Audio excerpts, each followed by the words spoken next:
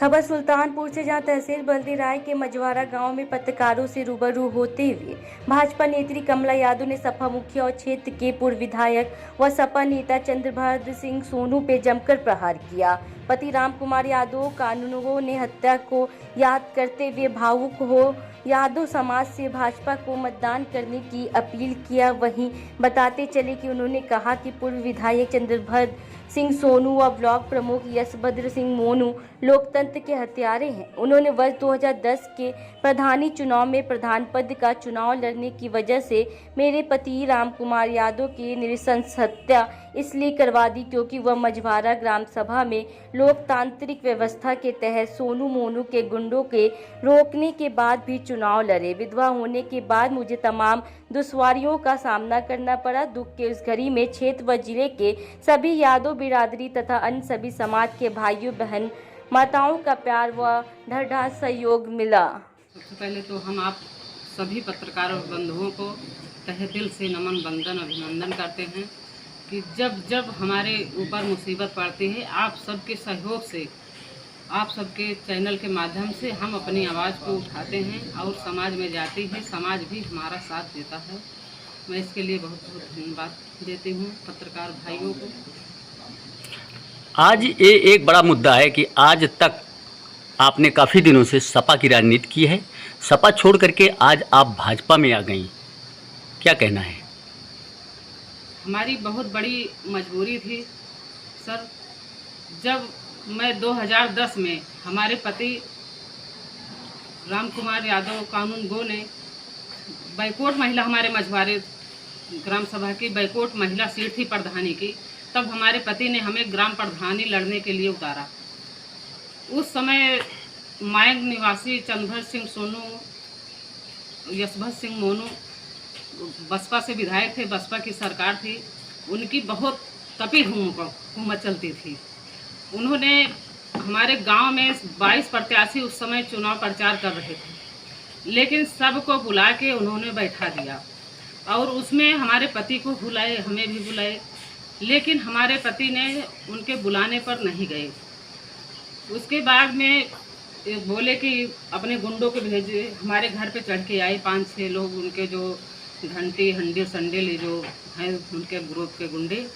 उन्होंने कहा, मुझसे खुद कह के गया, उस समय चौकी इंचार्ज इंद्रजीत सिंह थे। हमने सारी बात बताई, उन्होंने भी सुना वो बात को। कहे कि आप चुनाव मत लड़ो, अगर जो आप प्रधानी का चुनाव लड़ रही हो बिना भैया के पूछे तो आप जीत भी जाओगी तो आपकी हत्या कर दी जाएगी और आपको आपके पति की हत्या कर दी जाएगी और आपको परिवार सहित घर गाँव से निकाल दिया जाएगा। आप इस गांव में नहीं रह पाएंगी भैया के खिलाफ चल के। और उन्होंने जो कहा उसको कह के चले गए। जब हमारे पति ड्यूटी से आए उस समय मतलब अंतिम चरण चुनाव नहीं था, तब हमने सारी बात बताई। तब हमारे पति ने कहा कि आप लोकतंत्र है, लोकतंत्र में सबका अधिकार है चुनाव लड़ने का। हम चुनाव लड़ेंगे और किसी विधायक सांसद से हम पूछ के चुनाव नहीं लड़ेंगे। जनता हमें चाहेगी तो प्रधान बनाएगी और नहीं चाहेगी तो नहीं बनाएगी, लेकिन हम किसी गुंडा मावलिया के से पूछ के चुनाव नहीं लड़ेंगे। लोकतंत्र है, हमारा संविधान मौलिक अधिकार है। यही सब बात हुई थी। उसके बाद 25/10/2010 को जब हमारे पति लेखपाल चुनावी ड्यूटी से लौट रहे थे, दक्षिणवाड़ा चौराहे पर उन्होंने दिन दहाड़े हमारे पति को अपहरण कर लिए। उसके बाद में उनको निर्मम हत्या की, जबकि हमने तो लाश नहीं देखी, लेकिन जो लोग बता रहे थे कि पता नहीं कितना फ्रैक्चर हुआ था। उसके बाद में पूरा प्रदेश जाना, पूरा भारत जाना, हमारे दरवाजे पे बड़े बड़े भी नेता आए, सब आए। अखिलेश भैया जी आए थे, शिवपाल जी साथ में रहे थे और यहाँ पूरी जनता थी, मीडिया के सभी बंधु भाई थे।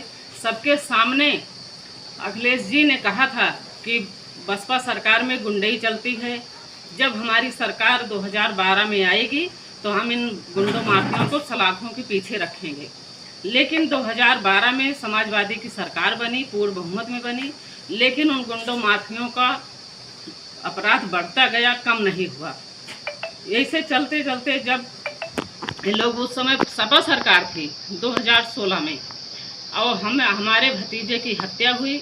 हमें, हमारे भाई को, हमारे ड्राइवर को, हमारे सहयोग पार्टी बीजेपी पार्टी जो माननीय मोदी जी और योगी जी की सरकार है, गुंडे माफिए घुटने टेक लिए हैं।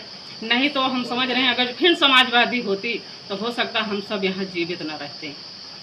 तो इसीलिए हम अपने समाज से निवेदन करते हैं, हमारी व्यक्तिगत किसी से दुश्मनी नहीं है, न पार्टी से न समाज से किसी से, लेकिन अपराधी अपराधी होता है।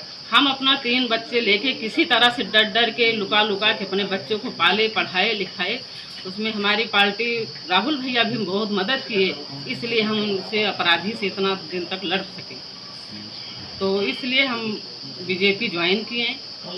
अच्छा, आपके बीजेपी आने से क्या बीजेपी को कुछ फायदा मिलेगा? बिल्कुल फायदा मिलेगा।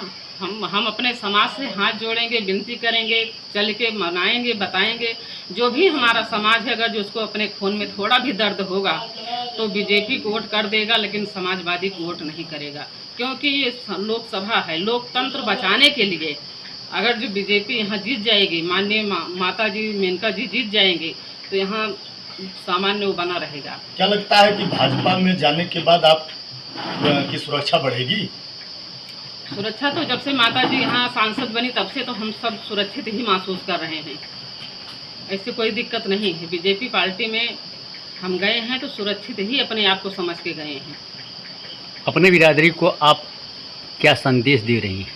स्पष्ट शब्दों में थोड़े में बताइए।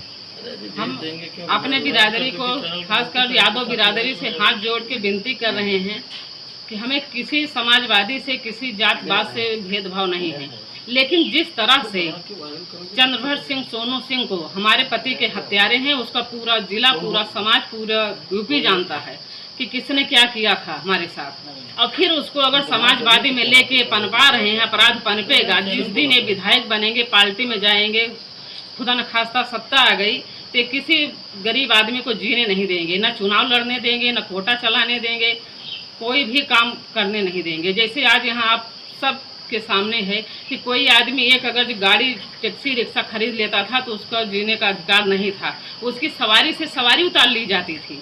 लेकिन आज माननीय सांसद जी की देन है कि हर आदमी स्वतंत्र है, अपना कारोबार चला रहा है, बढ़ा रहा है, कमा खा रहा है। किसी की हिम्मत नहीं है कि किसी के सवारी से उतार लें।